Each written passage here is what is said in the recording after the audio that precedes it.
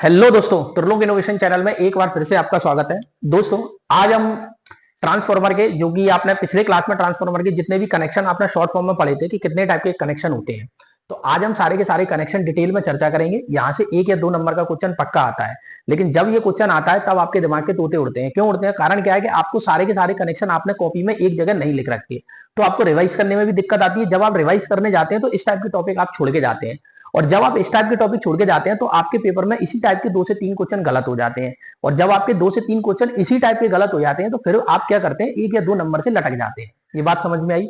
मतलब आपका selection silly mistake के कारण रुक जाता है। लेकिन अगर आप मेरी क्लास प्रॉपरली देख रहे हैं और सिस्टमेटिकली नोट्स बना रहे हैं तो ये बात मान लेना कि आपका सिलेक्शन तय है। क्यों तय है? क्योंकि इस टाइप के क्वेश्चंस के लिए मैंने सिस्टमेटिकली नोट्स तैयार करवाए हैं, और वो सारे के सारे नोट्स आपके पेपर देने के पहले पूरे के तरीके से काम आएंगे। चलिए, आज हम बात कर रहे हैं कि ट्रांसफार्मर के कनेक्शन। देखो, सबसे पहले बात करते हैं कि किसी भी ट्रांसफार्मर में कनेक्शन जो किए जाते हैं वो क्यों करते हैं, कनेक्शन करने की क्या जरूरत है।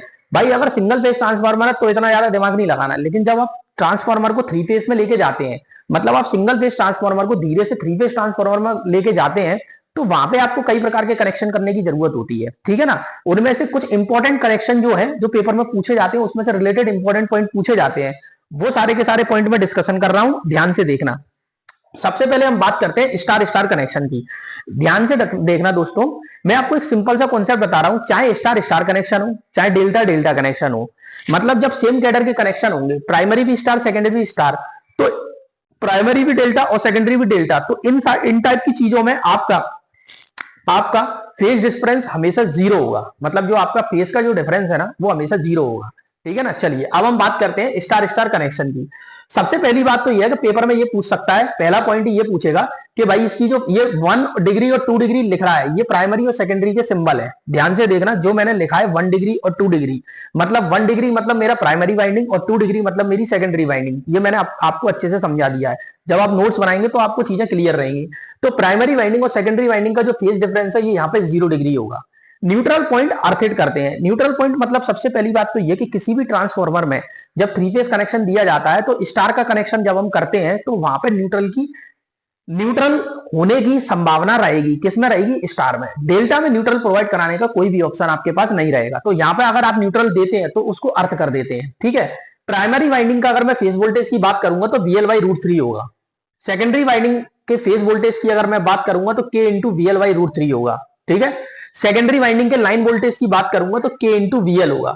हाई वोल्टेज और हाई पावर में ये सबसे ज्यादा यूज होने वाला कनेक्शन है। पेपर में सीधे क्वेश्चन पूछता है कि भाई ये बताओ कि ऐसा कौन सा कनेक्शन है जो हाई पावर और हाई वोल्टेज पे यूज किया जाता है, तो वो कौन सा है? हमारा स्टार स्टार कनेक्शन। क्या ये बात समझ में आई? पेपर में सीधा पूछ लेगा कि स्टार के केस में अगर प्राइमरी फेज वोल्टेज अगर आपको बताना है, लाइन वोल्टेज की वैल्यू दे देगा, तो आपको निकालते आना चाहिए। तो ये सारे फॉर्मूले आपको याद होना चाहिए, तब जाके आपके ये क्वेश्चंस बनेंगे। समझ रहे हैं मेरी बात? चलिए, अगला कनेक्शन पे डिस्कशन करते हैं, that is delta delta connection. दिमाग में एक चीज हमेशा फिट कर लेना कि जो आपका डेल्टा डेल्टा कनेक्शन होता है ना, उसमें कभी भी न्यूट्रल नहीं रहेगा। ठीक है ना?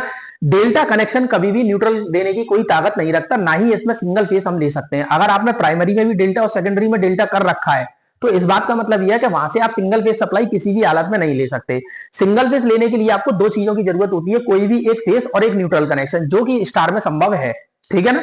चलिए, तो इसकी बात करें हम प्राइमरी और सेकेंडरी वाइंडिंग। भाई, प्राइमरी में भी डेल्टा है, सेकेंडरी में भी डेल्टा है, तो इसका मतलब फेज डिफरेंस इसका कैसा होगा? 0 डिग्री। प्राइमरी वाइंडिंग का फेज वोल्टेज किसके बराबर होगा? लाइन वोल्टेज के बराबर। सेकेंडरी वाइंडिंग का phase voltage K into line voltage के बराबर। सेकेंडरी वाइंडिंग का line voltage K into line voltage के बराबर। ठीक है ना?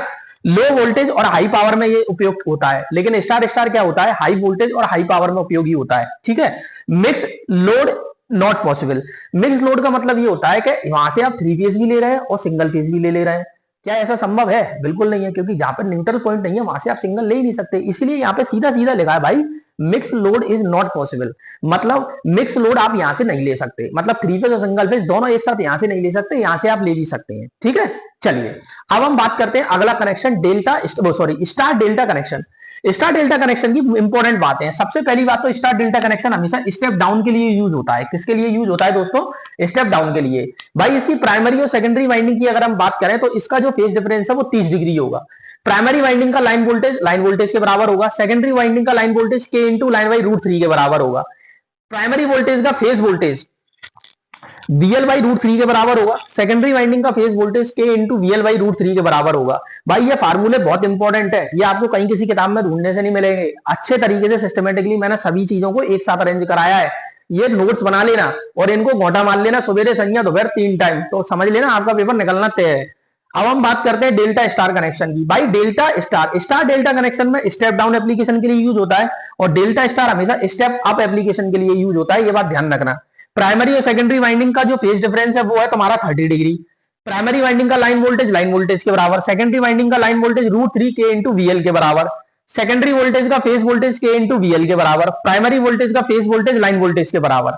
तो मैंने सारे के सारे पॉइंट अच्छे से लिख के डिस्कशन कर दिए।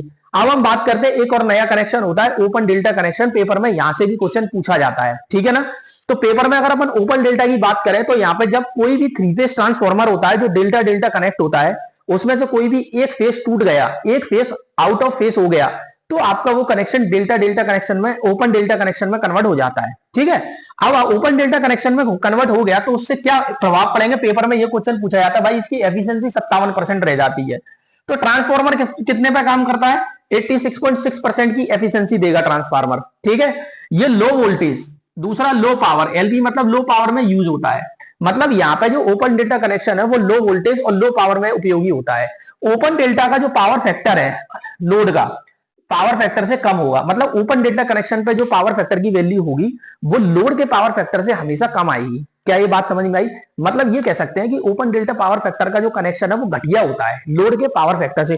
पावर फैक्टर की वैल्यू ज्यादा होना अच्छी बात है या कम होना? पावर फैक्टर एक्चुअलिटी में 0 से 1 के बीच में वेरी करता है। अगर आपका पावर फैक्टर 1 की तरफ जा रहा है तो इसका मतलब यह है कि आपका पावर फैक्टर अच्छा है। दूसरी बात, पावर फैक्टर अच्छा होने से क्या होता है कि लोड में बहने वाली करंट कम हो जाती है, फेज का डिफरेंस कम हो जाता है, लॉसेस कम हो जाते हैं। लेकिन अगर पावर फैक्टर की वैल्यू कम जा रही है, मतलब 1 की तरफ से 0 की तरफ भाग रही है, मतलब 0 की तरफ अगर हम पावर फैक्टर को लेके जा रहे हैं तो हम अपने पूरे सिस्टम का सत्यानाश कर रहे हैं। एक तरीके से देखा जाए तो सत्यानाश का मतलब ये हो जाता है कि भाई वहां पे लोड की करंट बढ़ेगी, सिस्टम हीट करेगा और एक समय ऐसा आ जाएगा, हो सकता है ट्रांसफार्मर की वाइंडिंग जल जाए, उसका इंसुलेशन डैमेज हो जाए, कुछ भी हो सकता है। चलिए अब हम बात करते हैं टीटी कनेक्शन की। भाई टीटी कनेक्शन का दूसरा नाम स्कॉट कनेक्शन भी है। क्या है दोस्तों? टीटी कनेक्शन का दूसरा नाम क्या है? स्कॉट कनेक्शन है। इसके इंपॉर्टेंट 5, 6, 7 पॉइंट है जिससे सीधा पेपर में पूछता है कि भाई इस कनेक्शन की जरूरत क्यों पड़ती है थ्री फेज सप्लाई को टू फेज सप्लाई में कन्वर्ट करने के लिए। ऐसा कभी आपने सुना है कि थ्री फेज से टू फेज में चीजें कन्वर्ट हो रही हैं? बिल्कुल हो रही हैं। किस कनेक्शन के थ्रू? टू फेज सप्लाई की जरूरत कहां पड़ती है? पहले तो आप मुझे ये कमेंट में बताएं कि भाई हमको टू फेज, थ्री फेज तो हमें पता है कि थ्री फेज की सप्लाई हमें थ्री फेज इंडक्शन मोटर चलाने के लिए जरूरत पड़ती है। तो टू फेज की सप्लाई की जरूरत कहां पड़ती है? ऐसी कौन सी जगह जहां पर टू फेज सप्लाई का उपयोग होता है, ये आप मुझे कमेंट में लिख के बताएंगे कि किस जगह होता है, ठीक है ना। चलिए, तो थ्री फेज से टू फेज में अगर हमको किसी भी सप्लाई को कन्वर्ट करना है तो हम टीटी या स्कॉट कनेक्शन का उपयोग करते हैं। दूसरी बात, ये टू फेज के 2 सिंगल ट्रांसफार्मर की जरूरत पड़ती है। कितने की? 2 टू फेज, मतलब 2 सिंगल फेज के ट्रांसफार्मर जो कि टी फॉर्म में कनेक्टेड होते हैं।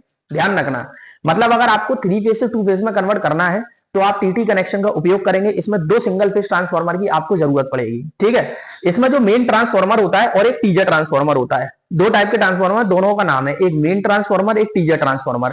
जो आपका मेन ट्रांसफार्मर है वो वाइंडिंग का 50% भाग को कैरी करता है। कितने परसेंट भाग को कैरी करता है दोस्तों? 50%। लेकिन जो टीजर ट्रांसफार्मर है वो 86.6% भाग वाइंडिंग का कैरी करता है, ठीक है ना। पेपर में सीधा क्वेश्चन पूछता है कि भाई टीजर ट्रांसफार्मर की वाइंडिंग कितने परसेंट तक होती है, मेन ट्रांसफार्मर की वाइंडिंग कितने परसेंट तक होती है, तोते उड़ जाते हैं, ध्यान भी नहीं आता कौन कितने परसेंट है। तो यहाँ पे सीधा क्वेश्चन छपेगा आपके दिमाग में। मेन और टीजर ट्रांसफार्मर के बीच का जो फेज डिफरेंस है वो 90 डिग्री होता है, ठीक है ना। देखो मैं आपको सिंपल सा कॉन्सेप्ट बताता हूं। अगर आप सिंगल फेज से थ्री फेज में जा रहे हैं तो थ्री फेज में जो फेज डिफरेंस होता है ना किसी भी सप्लाई का, भाई लोगों, वो होता है 120 डिग्री। लेकिन जब आप टू फेज में जाते हैं तो 2 सप्लाई के बीच का 90 डिग्री फेज डिफरेंस होता है। ध्यान रखना इस बात को, ठीक है। चलिए न्यूट्रल की बात करें, जब हम इस ट्रांसफार्मर में न्यूट्रल को लेकर देते हैं तो क्या क्या होता है?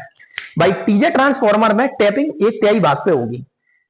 ध्यान रखना, इस ट्रांसफार्मर जब हम न्यूट्रल यूज करते हैं तो उसमें जो टैपिंग की जाती है टीजर ट्रांसफार्मर के लिए वो 1/3 वाइंडिंग पर की जाती है। किस पे की जाती है दोस्तों? 1/3 वाइंडिंग के भाग पे।